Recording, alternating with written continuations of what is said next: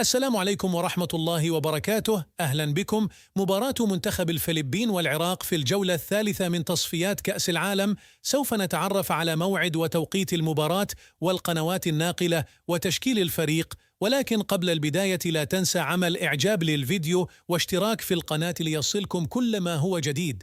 والتفاصيل الآن. يستضيف منتخب العراق منتخب الفلبين على ملعب مدينة البصرة الرياضية في الجولة الثالثة من تصفيات كأس العالم، وفاز العراق على فيتنام في آخر مباراة بهدف، وتعادل منتخب الفلبين في آخر مباراة مع إندونيسيا بهدف مقابل هدف.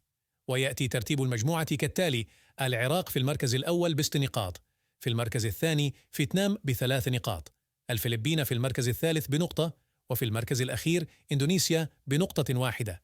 تشكيل العراق: حراسة المرمى حسن، خط الدفاع حسين وسعد وسلاقة وحجاج، خط الوسط العماري ورشيد ويوسف وجاسم وإبراهيم، خط الهجوم أيمن حسين.